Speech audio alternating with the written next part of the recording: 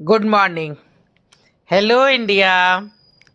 Hello India. बड़ों को ढेर सारा प्रणाम, छोटों को ढेर सारा प्यार। और मेरे सारे सब्सक्राइबर कैसे हो आप सबको ढेर सारा Ram Ram. Ganpati Bappa Morya. Welcome back to my YouTube channel Simi की डायरी ऑफिशियल में आप लोगों का ढेर सारा स्वागत है। दोस्तों, कुछ छोटी कहानियाँ, समाज की रोचक कहानियाँ लेके मैं सिमी की डायरी ऑफिशियल में लेके आ रही हूँ। इस चैनल पे मेरा 2 उपन्यास कंप्लीट हो चुका है, एक प्यारी भूतनी और दूसरा भूल भुलैया। उसके सारे एपिसोड चैनल पर अवेलेबल हैं। जैसे नॉवेल अच्छा लगता है तो वो देख सकते हैं। मैं तीसरा नॉवेल स्टार्ट करना चाह रही थी तो भी कुछ कहानियों पे मेरी नज़र पड़ गई, जो समाज की कुछ रोचक कहानियाँ हैं। कुछ छोटी छोटी कहानियां हैं तो 2 4 5 कहानियां छोटी छोटी पहले मैं आप लोगों के समक्ष रखूंगी। उसके बाद जो है सो मैंने सोचा है दूसरा हिंदी नॉवेल फिर से स्टार्ट करूंगी। तो चलिए, आज मैं छोटी सी समाज की परेशानियों को दिखाते हुए एक छोटी सी रोचक कहानियां मैं आप लोगों के समक्ष रखने जा रही हूं। और इसका शीर्षक रखा है बारिश। तो देखिए कैसा लगता है। तो चलिए, मैं आप लोगों के समक्ष रखने जा रही हूँ बारिश। मिसेस दीक्षित किचन में जल्दी जल्दी खाना बनाने में व्यस्त थी कि अचानक कॉलबेल की आवाज़ सुन चौंक पड़ी। अब इस वक्त कौन आ गया? क्षितिज को तो आने में भी वक्त है। मन ही मन सोचते हुए जब बाहर बरामदे तक आई तो बाहर 2 अजनबी को देख चौंक पड़ी। कौन है ये? तभी दिमाग ठनका, अरे ये तो वही है जिसे अभी कुछ देर पहले मैंने बाजार में देखा था। पता नहीं कौन है। पीछा करते करते यहाँ तक चला आया। पूजा अपने ही ध्यान में मग्न थी कि उनकी आवाज़ सुन चौंक पड़ी। देखिए मैडम, डरिए नहीं। आप कौन हैं? हम बुरे लोग नहीं हैं, पर आपको तो अभी बाजार में देखा था। आप मेरा पीछा क्यों कर रहे हैं? आप पीछा करते करते यहाँ तक आ गए। देखिए, हमें आपसे बहुत ज़रूरी काम है। प्लीज़ हमें अंदर तो आने दीजिए। बाहर से कैसे बातचीत करें? नहीं, मैं ऐसे कैसे आपको अंदर आने कह दूँ? ना कोई जान ना कोई पहचान। देखिए, पहचान भी हो जाएगी। आप प्लीज़ हमें आने दीजिए। आप जा सकते हैं। पूजा तेजी से अंदर चली गई, पर मन ही मन घबरा रही थी। क्षितिज स्कूल से अभी तक नहीं आया था। उसे डर लग रहा था कहीं ये दोनों उसके बच्चे के साथ कुछ बुरा ना कर दे। वो काफ़ी घबरा रही थी। समझ में नहीं आ रहा था कि बाहर कैसे निकले। फ़ोन भी ठीक नहीं था, मोबाइल में भी पैसे ख़त्म हो गए थे। करे तो क्या करे, कुछ समझ में उसे नहीं आ रहा था। वह अपने में ही खोई थी। डर से उसने खाना बनाना भी बंद कर दिया था कि तभी उसका मोबाइल बज उठा था। आवाज़ सुन वो चौंक पड़ी, मानो जान में जान आ गई हो। उसने झट से मोबाइल उठाया। हेलो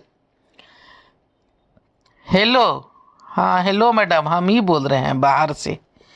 देखिए, फ़ोन मत काटिएगा, पहले मेरी पूरी बात तो सुन लीजिए। ये क्या बात है? आपको मेरा नंबर कैसे मिल गया? देखिए मैडम, भ्रष्टाचार का ज़माना है। पैसा फेंको, तमाशा देखो। जहाँ से आपने फ़ोन लिया है वहीं से पता किया है। ये क्या कर रहे हैं आप हमारी पूरी बात तो सुन लीजिए। हाँ कहिए। आप बजाज एंड बजाज कंपनी का नाम तो जानती होंगी। जी, हम उन्हीं के आदमी हैं। बात ऐसी है कि हमारे साहब के छोटे बेटे और बहू का शिकागो में एक एक्सीडेंट में मौत हो गई है। उसमें हमारे बाबा भी, यानी शेखर साहब के छोटे बेटे भी थे। उन्हें खरोच तक नहीं आई है। वो बच गए हैं, जबकि एक्सीडेंट काफ़ी खतरनाक था। सामने वाले गाड़ी में से भी कोई नहीं बचा, जबकि बाबा उछलकर पास पड़े कूड़े के ढेर पर गिरे थे। ये इलाका शहर से बिल्कुल बाहर था। बाबा बच तो गए हैं, पर बिल्कुल शून्य से हो गए हैं। दुनिया भर के डॉक्टर उनका इलाज कर कर के थक गए हैं, पर उनकी स्थिति में कोई भी सुधार नहीं हो रहा है। ये संजोग कहिए या प्रभु की मर्जी, आपका चेहरा बिल्कुल उनकी माँ जैसा है। डॉक्टर का कहना है कि माँ या बाप दोनों में से अगर किसी एक को भी बाबा देख ले कि वो जिंदा है तो शायद उन पर कुछ प्रतिक्रिया हो, वो घटना याद आ जाए और धीरे धीरे उनकी स्थिति में सुधार हो सकता है। कहते हैं एक ही शक्ल के दुनिया में 7 लोग होते हैं। इसी को सच मान के हमारे मालिक ने हमारे बहुत सारे स्टाफ से शेखर साहब और प्रीति मैम साहब की फ़ोटो लेकर के कई आदमियों को दुनिया के हर एक कोनों में भेजा है। वो चाहते तो टीवी या अखबार के जरिए भी इस बात की खोज करवा सकते थे, पर वो नहीं चाहते थे कि यह बातें लीक आउट हो, इसलिए इसे गुप्त रखा गया है। हमें एक और लड़की मिली थी पर उसकी उम्र कम थी, फिर रंग में भी काफ़ी फर्क था, नाक भी कुछ अलग सी थी। पर आप तो बिल्कुल मिलती जुलती हैं, आपकी उम्र भी सेम है, बस सिर्फ एक ही अंतर है, आप थोड़ी सी मोटी हैं। हमें यह सब सुनाने का क्या मतलब है? मतलब ये है कि आप हमारे साथ चलिए, आपको बिल्कुल प्रीति मैम साहब बनाकर बाबा के सामने हम लोग पेश करेंगे। जब बाबा ठीक हो जाएंगे तब आप चलिए आना। पर वर कुछ नहीं, आपको इसके लिए काफ़ी पैसे मिलेंगे। हमने पता किया है, आपकी स्थिति बहुत बुरी है, आपको नौकरी भी नहीं है, आपको कोई देखने वाला भी नहीं है, बेटी की तबीयत भी ठीक नहीं रहती, उसका भी इलाज हो सकता है, बेटी की शादी भी हो जाएगी।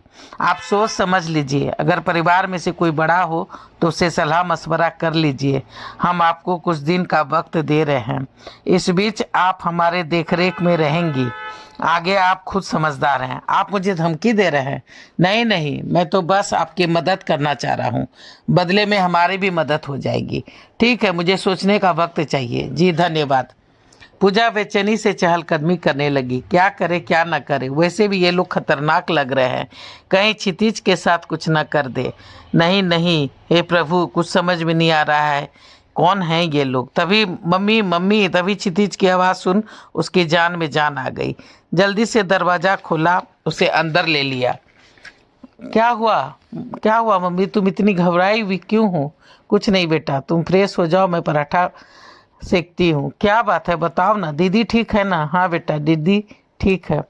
शाम में दोनों माँ बेटा डरते डरते बाजार गए। इधर उधर देखा तो वो दोनों अजनबी कहीं नजर नहीं आ रहे थे। उनकी जान में जान आई। मोबाइल में पैसे भरवा के कुछ सामान ले करके जैसे तैसे घर पहुंची। घर पहुंचते ही फोन बज उठा, वो डर गई। हेलो, क्या बात है, डरी लग रही है? फोन पर पापा की आवाज़ सुन पूजा फुट फुट कर रो पड़ी। देव प्रताप भी घबरा उठे। पूजा ने सारी बातें अपने पापा को सुना डाली। क्षितिज भी मम्मी को परेशान देख दंग था, करे तो क्या करे। तुम डरो नहीं, संदीप को भेजता हूँ, कल तुम यहाँ चली आना। रखता हूँ, किसी तरह का कोई बात होगा तो फ़ोन करना, पैसा है ना फ़ोन में? हाँ ठीक है, रखो, ध्यान से सोना, किवाड़ खिड़की अच्छी तरह से लगा लेना। जी पापा। पूजा ने फ़ोन रख दिया, पर रात भर वो डर से सो नहीं पाई। उसे अच्छी तरह से नींद भी नहीं आ रही थी। रात में वो उठ उठ के बैठ जाती थी। सवेरे उठ करके वो झटपट तैयार हो गई। संदीप भी उसे लेने आ गया था। घर पहुंचते पहुंचते शाम हो गई थी। घर में सभी सकते में आ गए थे, सभी परेशान थे, करे तो क्या करे, आखिर ये माजरा क्या है। तभी फोन बज उठा था। हेलो हेलो मैडम, तुम? पूजा फिर से चीख पड़ी। संदीप ने एक झटके से फोन छीन लिया। दो, मैं बात करता हूँ। क्या बात है मिस्टर, क्यों परेशान कर रहे हो और कहाँ से बोल रहे हो? आप क्या चाहते हो, मैं पुलिस में जाऊँ? पुलिस मेरा कुछ नहीं बिगाड़ सकती, ना ही मैं किडनैपर हूँ, ना ही आपको ब्लैकमेल कर रहा हूँ। मैं तो आपको एक अच्छा सा ऑफर दे रहा हूँ। हमें यह ऑफर मंजूर नहीं है, आप हमें मजबूर नहीं करें। हमारे बाबा की जान काफ़ी कीमती है। हमें उंगली टेढ़ा करने पे मजबूर मत कीजिए। ए मिस्टर, तुम हमें धमकी दे रहे हो? हेलो हेलो, साला रख दिया फोन। पता नहीं कौन है ये लोग और क्यों पीछे पड़े हुए हैं। 2-3 दिन वक्त बिल्कुल ठीक ठाक गुजरा तो सभी ने चैन की सांसें ली। क्षितिज का स्कूल छूट रहा था, इसलिए पूजा जल्द से जल्द डेरे पर वापस जाना चाह रही थी। सभी उस बात को लगभग भूल रहे थे, सोच रहे थे कि बस यूं ही कोई बुरा सपना है या कोई मजाक कर रहा होगा। शाम का वक्त था, सवेरे पूजा को निकलना था। वो भाभी के साथ मार्केट चली गई थी। रात के 8 बजे जब लौटी तो दंग थी। घर के बाहर गाड़ियां लगी हुई थी। 2-3 गाड़ियां देख करके वो चौंक गई। अंदर आई तो देखा मम्मी पापा संदीप सब बैठे हुए हैं। ढेर सारे लोग हैं, चाय नाश्ता चल रहा है, सभी कुछ देख रहे हैं। तभी पापा की नज़र उस पर पड़ी। आ गई तुम, इनसे मिलो, ये बजाज साहब हैं, इन्होंने अपने होने का पूरा प्रमाण पत्र दिया है, और ये रहे इनके बहू बेटे के फोटो। पूजा देखी तो देखती रह गई, बिल्कुल उसका ही रंग रूप। इधर बजाज साहब भी उसे देख दंग थे। काफ़ी देर तक बातचीत होती रही। काफ़ी नानुकुर होने के बाद पूजा के पापा देव प्रताप उसे बजाज साहब के यहाँ भेजने को तैयार हो गए थे। पर शर्त यही थी कि उसकी मम्मी और उसका छोटा बेटा क्षितिज भी साथ जाएगा। साथ ही साथ रोज फोन पर बातचीत करानी होगी। परिवार के सदस्य जब चाहे मिलने आ जा सकते हैं। मिस्टर बजाज ने सारी शर्तें मान ली थी। फिर वो अपने दल बल के साथ निकल गए थे। 1 सप्ताह के बाद ही जाना तय हुआ था और 1 सप्ताह के बाद पूजा क्षितिज और अपनी मम्मी के साथ हवाई जहाज से मुंबई के लिए रवाना हो गए थे। सभी पहली बार हवाई जहाज पर बैठे थे, सो काफ़ी डर रहे थे। तो चलिए दोस्तों, बारिश जो एक सामाजिक कहानी है, एक रोचक कहानी है, तो इसका पहला एपिसोड मैं यहीं पे समाप्त करती हूँ। कहानी छोटी ही है, लेकिन फिर भी 2-3 एपिसोड तो होगी। तो सेकंड पार्ट लेके फिर मैं आप लोगों के समक्ष आऊँगी। तो पहला पार्ट मैं यहीं पे समाप्त करती हूँ। तो वो आप मुझे सपोर्ट कर दीजिए। सपोर्ट करने के लिए सब्सक्राइब कीजिए, लाइक कीजिए, शेयर कीजिए, कमेंट्स कीजिए और बेल का बटन ज़रूर दबाइएगा, ताकि जब जब मैं वीडियो डालूंगी तो आपको नोटिफिकेशन मिलेंगे। अब मैं अपनी वाणी को यहीं पे विराम देना चाहती हूँ। जय भोलेनाथ, हर हर महादेव। और आप लोग का ढेर सारा थैंक्स मेरा वीडियो को देखने के लिए। Thanks for watching. Thank you and thank you.